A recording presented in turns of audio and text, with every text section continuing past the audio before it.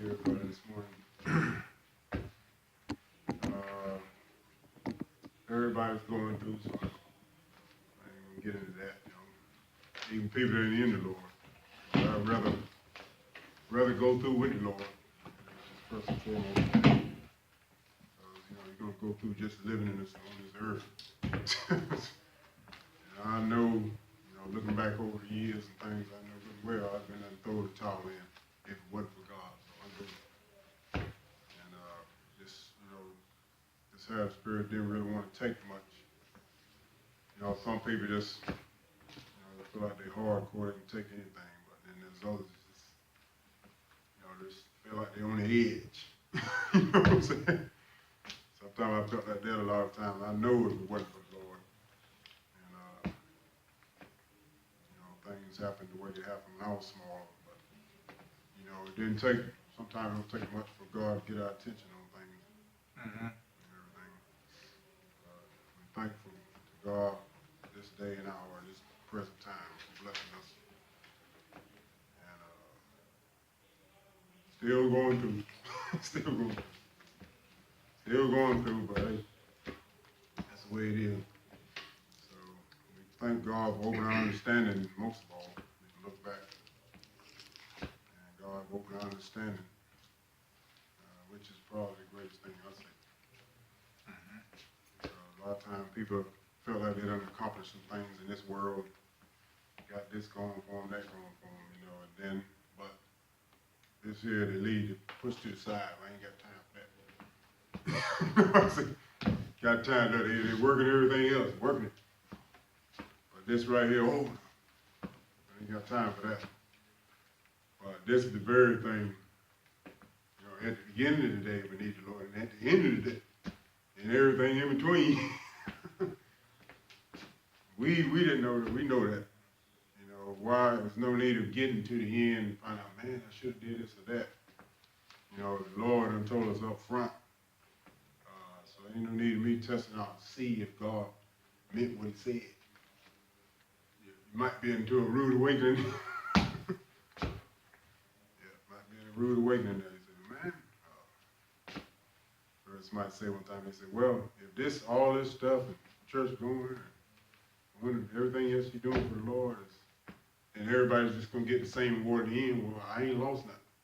But if by chance all this is true, and you get to the end and find out somebody's in trouble. Somebody is in trouble. But we know different though. We know otherwise, because I don't care the way it looks in this world, the way things are going, but we know it's going to end up like the Lord said it was going. That's the way it's going to happen. Things are rapidly forming. Yes, absolutely. The world is never going, so I can find that scripture in a minute, but the world is never going to come into the light of this, but what do you call it, they're always going to be reacting to what's going on, but with God's people, God's going to instruct us, inform us ahead of time, just like he told the disciples. He told them ahead of time things is going to happen, so he's not going to. And he says, and I think it's in the Gospel of John when he's talking about the servant doesn't know what his Lord is doing. He said he took it a step further and that said, you don't call your own servant friends. So you ain't gonna let your friend not know what's going on. And then the Lord came back and said, we're friends if, and it's a condition. He said, we're friends if we do whatsoever the Lord does. So we want to stay, what does it say? At peace with God. And stay on the friendship side of God. It means we do what the Lord says. Let me see if I can find that scripture. It's in John. They say you didn't call them no more servants but friends. So he took it a step further. So people that are in the Lord, we got the advantage.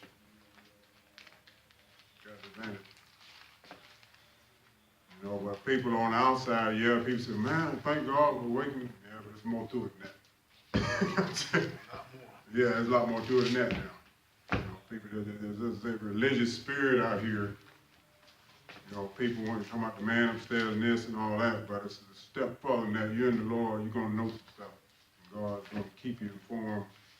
He's going to take care of his own. And that's all there's to it now.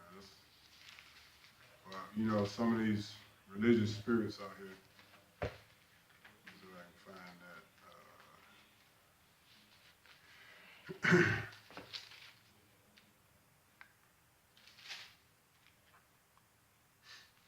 Find it. Might be John 15. Okay. All right. So, I'll work on some stuff today. See what.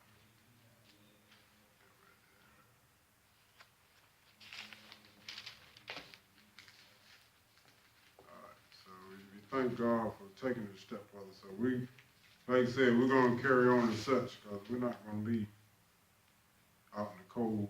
Here it is right here. John 15, 15th chapter of John.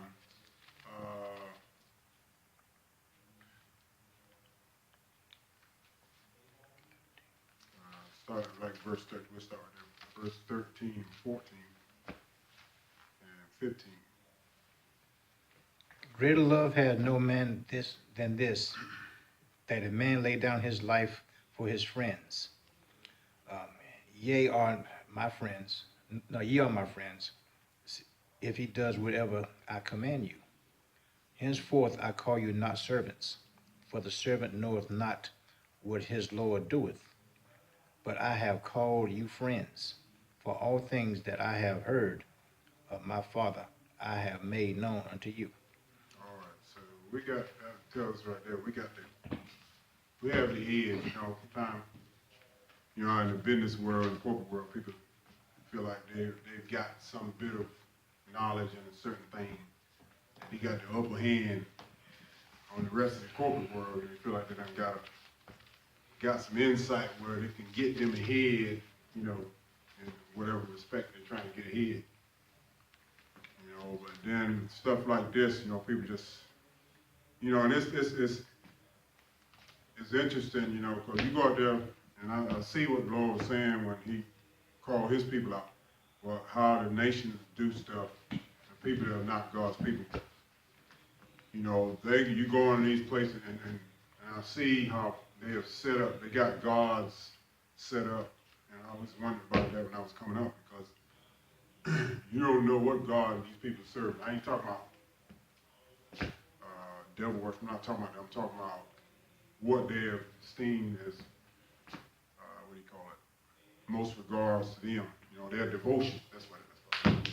Their devotions, you can see, you go on these jobs and stuff, man, people, you know, they got all this stuff on their mind, whatever, you know, but that's what it is. They've set up, they got altars set up to different gods. You know, they might be devoted to a certain craft in their job and all that. That's all they thinking about. That's all they do. But then you'll see how people of the world will try to influence you to be persuaded to come over to what they're doing. You can see it. I see it every day. You know, and you come down to this, and then, you know, they ain't worried about that, but all this other stuff they're doing, they assume that you're doing. You know, then if you ain't going with that, then you're already outside already, outcast.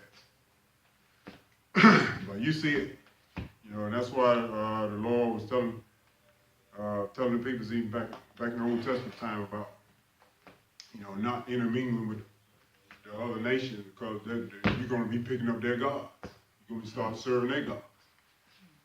You know, people, I've seen time, people, that's all they're doing. Man, I got to watch the game. I ain't thinking about nothing.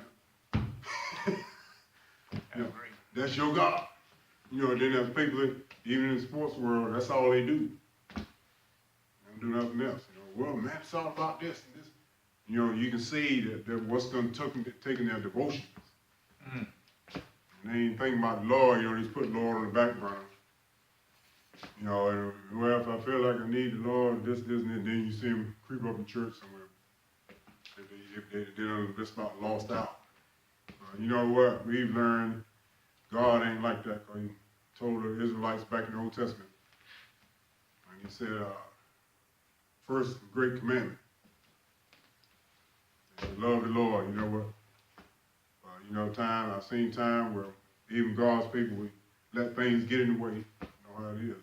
Mm-hmm. So we can understand. But see, the thing is, God, like I said, people just figure this something's gonna be worked out. They're gonna do whatever they're gonna do in this world. I'm gonna do me and everything else. And then just figure at the end something's gonna be worked out. But we know it, because God ain't gonna have it. You know what I'm saying? And the way God has set this thing up. And the test, our test will show us where we at. You know, I'm thinking about, let's go back to Deuteronomy 8. That's why I say nobody's going to escape. You know, before most time people leave this world, which a lot of people leave this world pretty early nowadays. So, look, people say, some of the older generations used to say 70, but your 70 could be 40. Your 70 could be 50. Come on. You know what I'm saying? Speak. See, yeah, that's what I say. That's what I say. We got to get understanding this stuff. Because I'm like, wait a minute. Everybody's not living to be 70, 80 years old. So Come on. that's telling me something else. I'm like, your end could be whatever the Lord says it's going to be. It could be 25. You know, so we actually say it's, but I know one thing. Before we leave this world, we're going to know whether we love the Lord or not. I've learned that myself. We're going to know, because the test is going to show where we at. You know what I'm saying? God says, man, I don't know where I'm at. You know what I'm saying? Look, people's in school taking these tests, aptitude tests and all this stuff. Oh, okay, that's where you at right here. They put you, you got it all worked out, charted. This is where you at.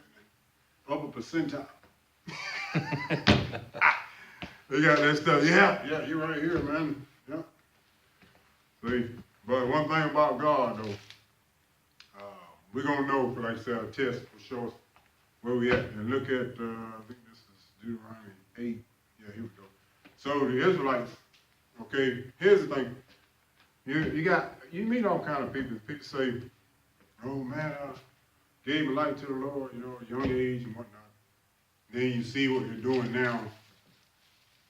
Okay, from that point to now, what are you doing? And some, you know, they figured that they're just going to bank on just that decision that they made, and then for the rest of life, just going to do whatever.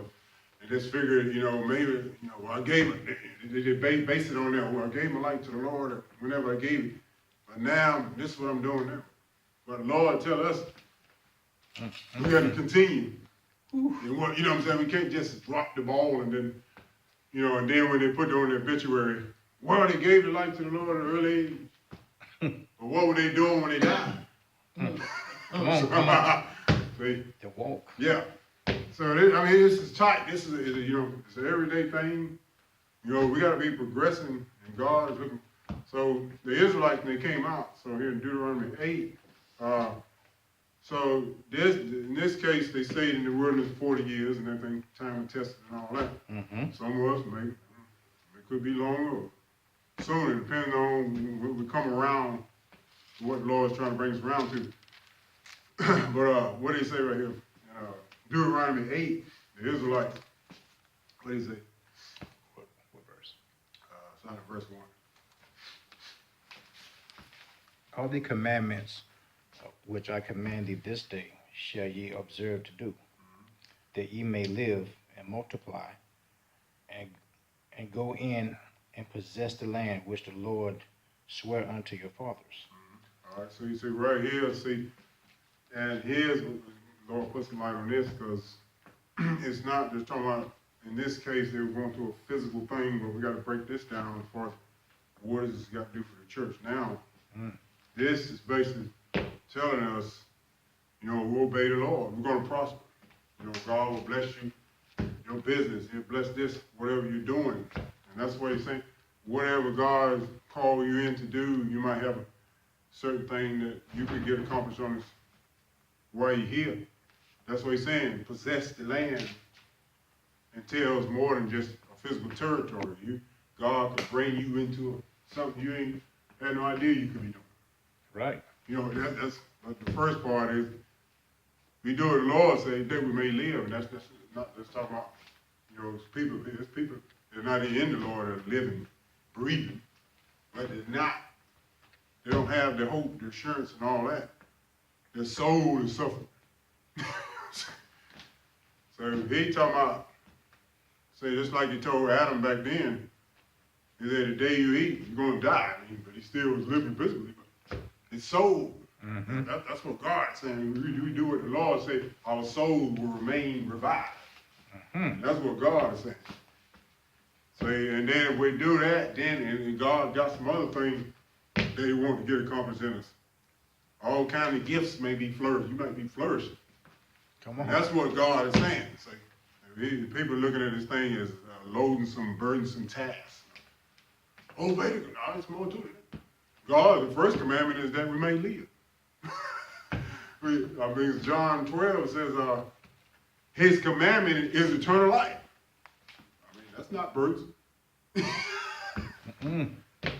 You know, people, that's what I say they got the wrong one. By the time they see the word commandment, they think, oh, there's some burdensome task, God. You know. See, but he, like you said, he said, observe to do that we may live and multiply. Mm-hmm. All right, and then go in and possess them. And like I said, a lot of them died off. I mean, we look at the story of the Israelites, they died off in the wilderness and didn't get, you know, God might have a business for you.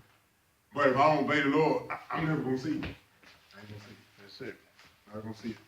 Might have a whole few other things and get accomplished. But if I don't get that first part, do what the Lord say, ain't going to happen. I'm going to say fantasy land. And then what he say, verse 2. And thou shalt remember all the way which the Lord thy God led thee these 40 years in the wilderness, to humble thee and to prove thee, Test. to know what was in thine heart. Up. Oh. That's in there? Lord help me. Yep. No, you didn't see some people. No, you done that? You know what they say? Like they was shocked. Man, I didn't know you did that. Good. Whether thou wouldest keep his commandments or not, or no. Right. Okay, so here it is. So I tell you what, we can look back in our lives and just, man, I got into that, man. All this, you know what I'm saying? But we're, like say, he said, to know the test will show us what's in us. To prove thee. Yeah. See, that's the thing. A lot of times people say, man, I know what I'm gonna do. You don't know what you're gonna do. I mean, you hope you're gonna do a certain thing. You really don't know. I think Jeremiah said, talking about the heart of man, said that the heart is desperately wicked above all things. Yeah, that's And then he said, who can know it? Who can You know know, people think they got it all figured out. Man, you don't know. All this stuff they have in these, some of these businesses got these seminars going on, man, trying to diagnose an individual, you know, making them into the corporate, you know what I'm talking about. They do that. Oh yeah, we got counselors standing by. This right here, if you don't get it this way, man, people think, oh man, then something happened to them. Oh man, you hear what happened? And that's all. As far as that's going. They look, they get emphatic with it. Like, oh, and as far as it's going, such and such died. Oh my goodness, you know that's it. That's it. What can they do? They're gonna stand there looking. Let's go look at him in the hospital. That's all you can do is look. So that's why I say, you know, people, they try this, the world's got this thing, like they got it all figured out, but you know, it's a facade. You ain't got this figured out. No, you ain't got that. They try to impose like they got everything going. You ain't got nothing going on. So nothing. Got nothing. But they come off, that's the way they come off some of these jobs, you know, they come off like, you get this job and, you know, this, and this is the ultimate. Man, you ain't doing nothing. So, and you know, you know, I think one scripture in Psalm says, Job even said that one dies in his full strength. You know, after you done accumulated all this stuff, you know what? You know you're gonna leave this one. Ain't nothing going with you. You can stuff all that stuff in there if you want to. Certainly can't take You it. see, God is showing. People ain't trying to hear that, man. You know, say, okay, man, you tell me all this stuff you put in, look, your album went platinum, gold, and everything. You know what? All that stuff left here, where you at? It is. That's it. But they come off like, man, this is it. You know, it's like, I think Job says, I think the 40th chapter of Job talking about how the enemy has a path that shines after him. He makes it look all glamorous. But, you know, it's just a trick. You know, it's like, man, this is it. You know, people are running after that stuff, man. They're running right into a trap. Where we at? Okay, so he says, the wilderness, see, and I'm thinking about when Jesus, after he was baptized by John, and it said, the Spirit, let's go, let's get that. We're going to come back to Deuteronomy. Look at this. And some people said, man, I don't feel like going through this. So look at what happened after Jesus was baptized. Let's see here. New Testament.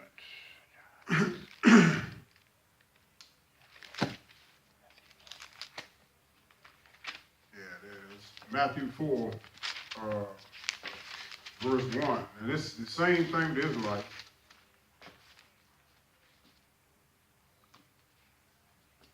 What is it? Matthew.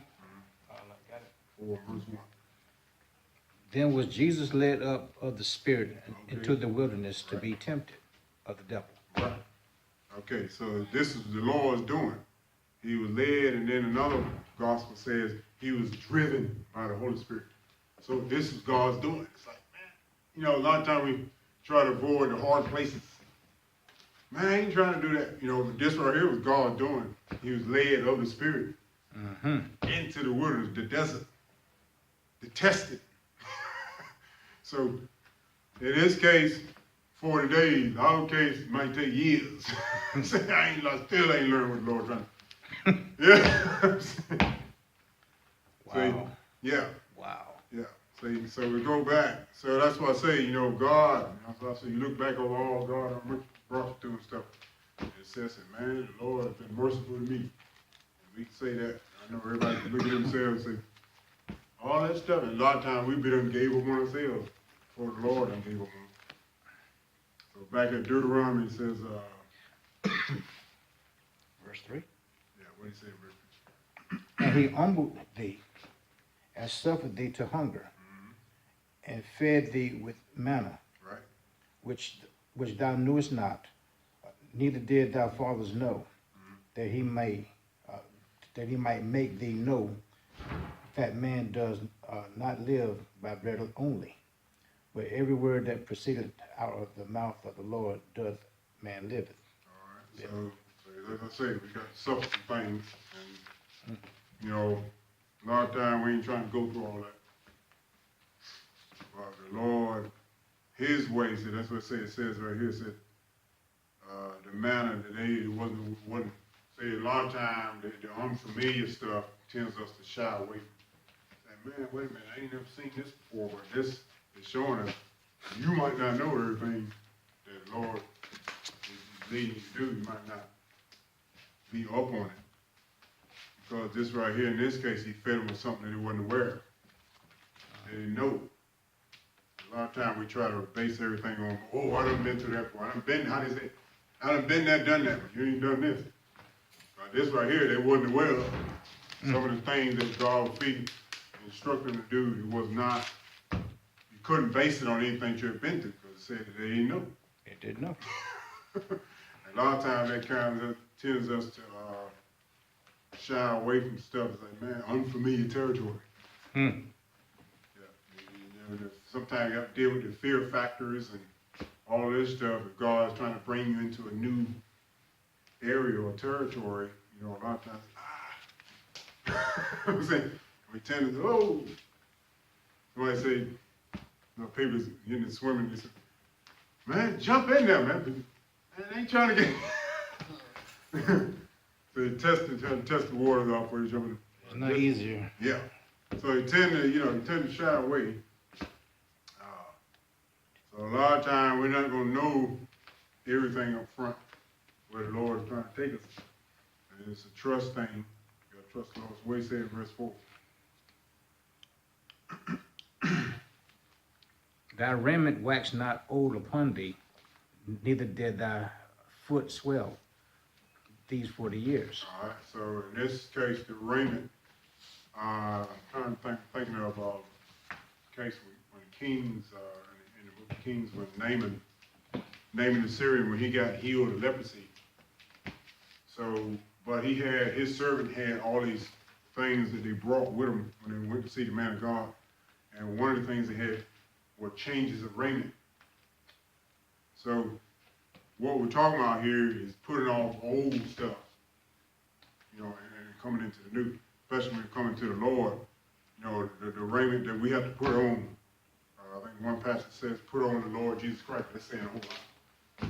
Put on the Lord, that's a garment right there that you're going to continuously be working on. You know, you put on God's stuff, you know, you're putting on humility, you're putting on everything. Change. That God, yeah. Saying your raiment, this raiment, that God is not going to wax over. You know, the Lord teaching us how to be merciful and teach us holiness is all of that. You know, God's character, learning how to forgive people, being merciful, walking, doing good. You know what I'm saying? All of that, that's not going to, that's what he said, your raiment is not going to wax over. Look, this stuff that we done acquired over the years, say, man, you got to put that stuff on. Come to the Lord. You got to change. That raiment is going to wax over, man. Put it away.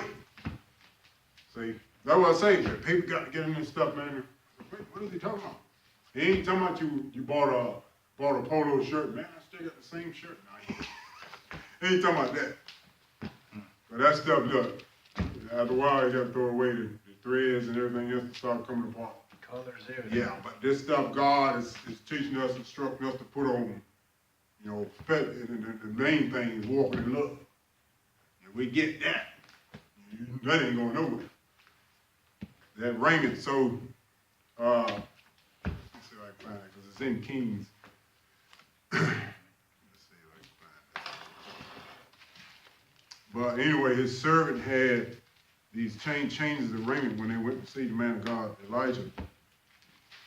But in the case, he told him, I might have to look this one up.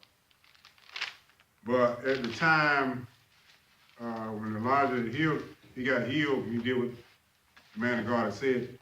So then Elijah told his servant, he said, it's not time for those things right now. And so it wasn't time. So really, in other words, the dispensation that they were in, which is basically under the old covenant, it wasn't time for them changes of raiment. But now it's time, you know, it's time for everybody to put off that stuff.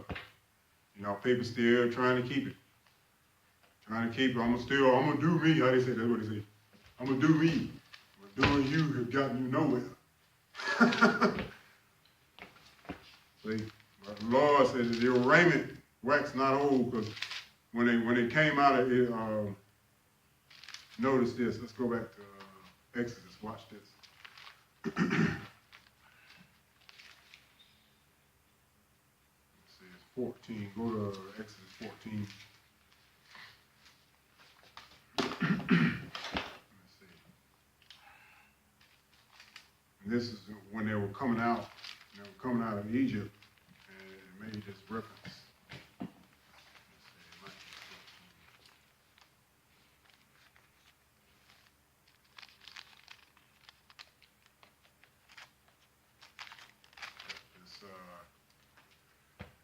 be 14. All right, look at Exodus 12 and verse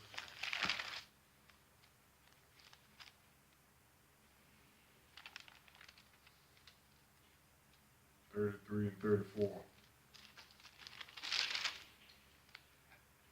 33. And the Egyptians were urgent upon the people that they might send them out of the land in haste. For they said, we be all dead men. Yeah, that's true. And the people took their dough before them, before it was leavened. Their, how you pronounce that? Kneading troughs, being bound up in their clothes upon their shoulders. All right, so what this is talking about, all right, see, this is what I say, this stuff, God got this thing written up, man. You be, Explain that. we out there left field. Yes. All right, so Watch, you can put a little bit of light on. Go to, we're gonna come back here. 1 Corinthians 5, watch this. 1 Corinthians 5, I think it's verse 7 and 8.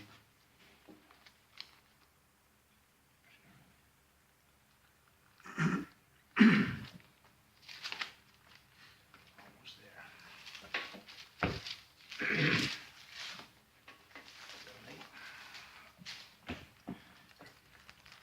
Ready? All right, yeah, what did it say right there? Purge No, out. look at verse 6, Verse 6. and 7 and 8. Your glorying is not good. Know ye not that a little leaven leaveneth the whole lump? Purge out therefore the old leaven, that ye may be a new lump, He's talking about the people being a lump of dough. That's what he's talking about. as ye are leavened. For even Christ our Passover is sacrificed for us. All right. So what he's saying here is the sins and stuff. He, in this case, they got on one of the individuals that slept with his father's wife. This is like verse 5, the early part of that chapter. So what he was getting on the Corinthians about was not addressing the situation, just letting it go on.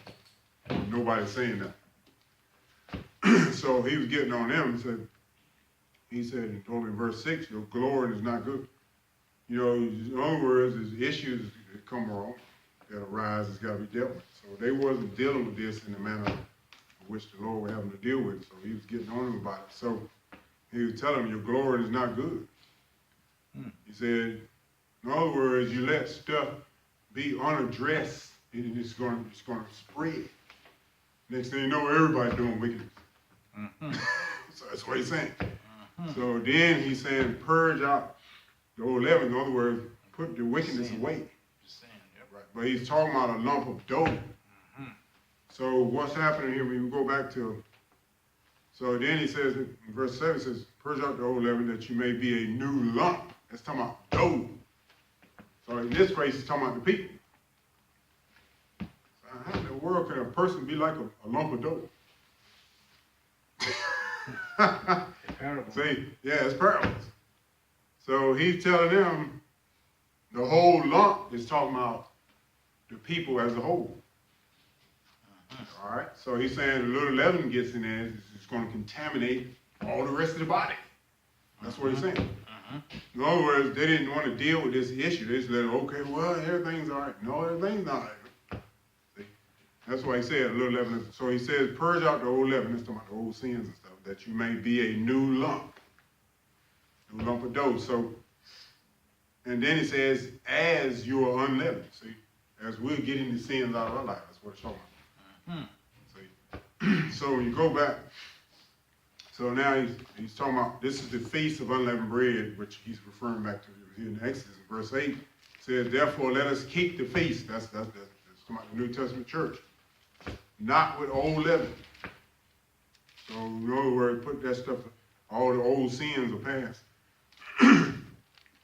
Then he goes into a thing and says, verse 8, neither with the leaven of malice and wickedness, but with the unleavened bread of sincerity and truth. So now when you go back to Exodus 12, when it says, the people took their dough. See, they even put some light on it. What are these people talking about? Okay. Yeah, see, in other words, he's saying your life before it's totally destroyed by sin. And the Lord will tell them to come out. Now, we can relate this to people now. You tell them, man, come on to the Lord, man, come on. We got some good services, this, and this.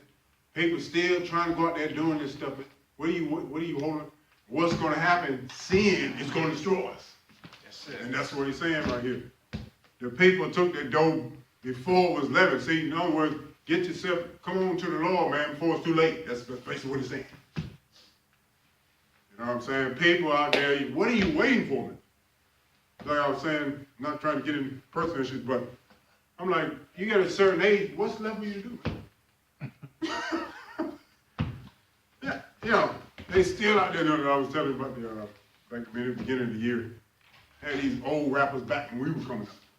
They still out there gray head trying to, man, you gonna be there locked, all that stuff. You can't do that, jerking and popping like you. But they still trying to push that stuff, man. See, but he's saying here in 34, the people took the door. In other words, come to the Lord before it's too late, man, because you don't believe sin is going to destroy you. Yes, it will.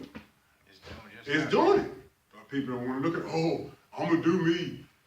On the road, have one person at my job talking about, I don't participate. What? You don't participate. You see, I said it, the rationalization of people, to get in this mindset. One guy at my job said, oh, no, I ain't trying to hear all that, man. I'm rolling. In other words, he's proud to be a sinner. And we know otherwise, it's going to destroy you. Oh, then you're going to be on your deathbed. Oh, now I need prayer.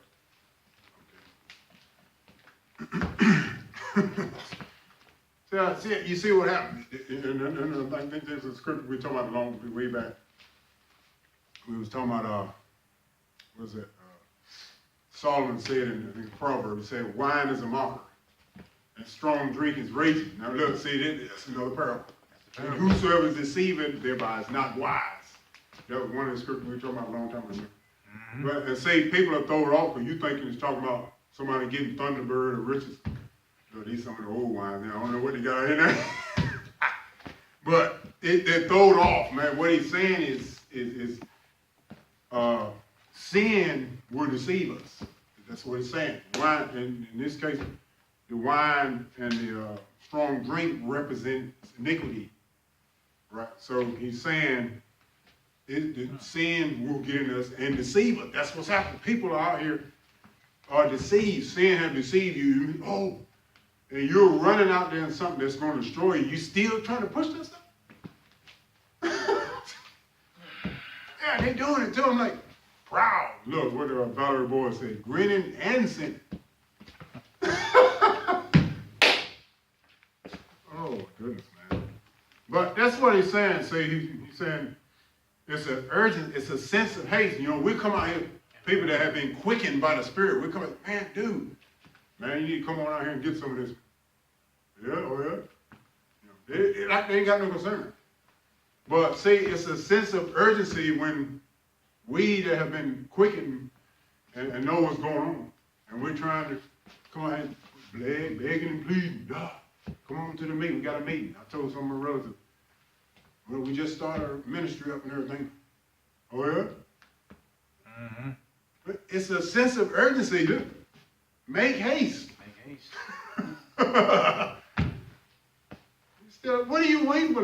What are you waiting for, man? We are dead men. Yeah. You know what I'm saying? At least look, they realized they were dead men. Yeah. But, so the thing is, the people took the, in other words, how do you say, come to Jesus while you have time. What does one of the scriptures say? Seek the Lord while he may be found, because there will be a time you ain't going to be able to find him. And it's forming. Look, we see it. A lot of times God has given, what did Elijah's servant, when the battle, the enemy was coming, and then the Lord said, open up the servant's eyes, that he may see that there's more on our side. So he opened the servant's eyes. He had horses and chariots of fire all around the mountains, represent the angelic hosts. But our eyes have to be open. And the only thing people can see is the here and now, what they see. We know there's danger coming. There's a storm coming. Mm-hmm. We're kind of here trying to warn people. You see what these scriptures are saying? If you know what these scriptures are saying, but people are left in the dark. We know this country's going down as well as this stuff is getting ready to go down. But the Lord open our understanding. We're out here trying to beg and plead, And people just, okay, all right. There's no need, like you said, and it's just like what happened in Noah's day, when, Noah had the word. So, when the flood came and took all the evil away, it was gone. And then the Lord came back and said, so shall it be at the end of the world. And we're at the end of the world. Definitely. Yeah. People just think you're just going to wake up one day and The world's gonna be, it's in stages, series. It's a series of events that will happen, bringing us up to the final thing. But it's not gonna just you get up one day and the world ended in 2 hours now. Yeah, it's not gonna happen that way. It's happening. He said, Paul said in his day, the mystery of iniquity was at work in his day. That's what, over 2,000 years ago. So, and this stuff is almost to the full bloom. Mm-hmm. And God is open to understand, man, you see this, man?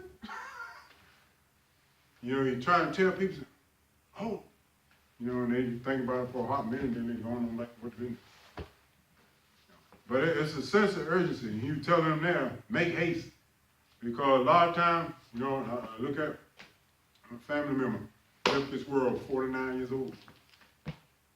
Nobody think you're going to leave that world, which is a big deception. You think you're not going to leave this world at that age. Oh, I got plenty of time. See how the enemy gets in there and trick everybody?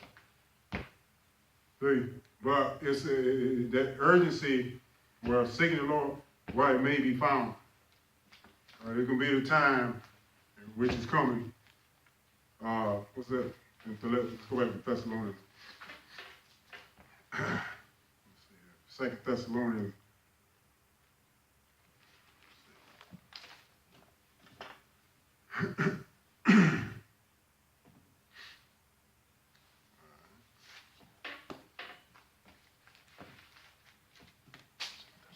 Well, people just, there's nothing else you can do. Or you can try to do what we're doing, but it's like, stuff is winding up, man. Things are coming to a close.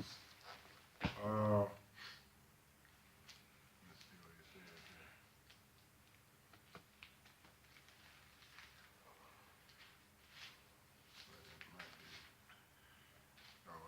We'll go back to 1 Thessalonians chapter 5. So,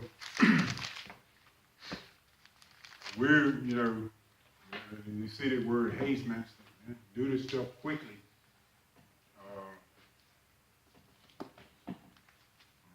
So what do you say here? What verse? Verse 1, chapter 5, 1 Thessalonians. But other times and the seasons, brethren, ye have no need that I write unto you. For yourselves know perfectly that the day of the Lord is so cometh as a thief in the night. For when they shall say peace and safety, then sudden destruction cometh upon them, as travail upon a woman with child, and they shall not escape. They shall not escape. And that's the same thing the Lord is saying. The way this thing is going to come, but people, the believers, that the understanding will come over.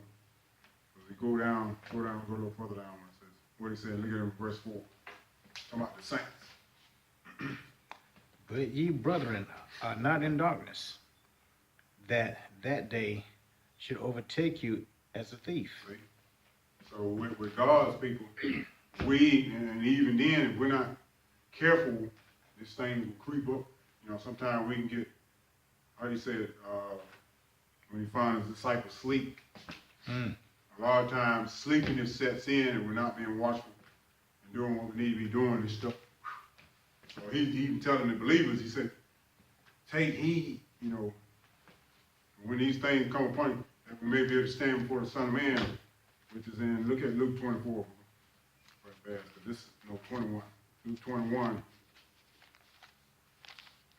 Here's what he's telling. So even this, we got to be on the guard so that day won't take us as a thief. It's going to come on the world like that. Oh, man, I didn't know that. Yeah, you don't know. But then he's telling his people, Luke 21, it says, verse 36, what does it say? Well, start at verse 34. And take heed to yourselves, that at any time your hearts be overcharged with surfeiting and drunkenness and cares of this life, and so that day come upon you unawares. Right. So you see, he's he's telling God's people that decide to obey the Lord. So, and it can happen to anybody. We're not careful when this is going to happen. We can just get overwhelmed with, man, I got to get this done, this accomplished, and all this stuff. Mm-hmm. He's telling us, and then when drunkenness sets in, your judgment is perverted, as far as your spiritual judgment. Relapse. Yeah, so you can't discern between good and evil when drunkenness gets in. And he's not talking about, people just looking at drunkenness as one thing. But drunkenness comes in, spiritual drunkenness is talking about where, oh man, I don't, you're looking at the difference between light and darkness. It's like, well, I can't see, then you can't make that judgment. Like, what's wrong with that? Then you start. So that drunkenness sets in there. So, and then, of course, the curves is like everybody's, trying to pursue stuff, this and this and this. Looks like I know I need to get clear of some stuff because I'm getting too busy. Some things I'm going to have to make some adjustments here. But things, he said, then that day will come upon us unaware. It's going, there's one thing about it, it's going to come whether I'm aware or not. It's coming. Mm-hmm. And a lot of times people you wish that, that's why I say you get into that rationalization mode where maybe something will be worked out. Ain't going to happen that way. So, and this, like I say, it can happen to anybody. So then he said, verse 35, what he say? For as a snare shall it come on all them that dwell on the face of the whole earth.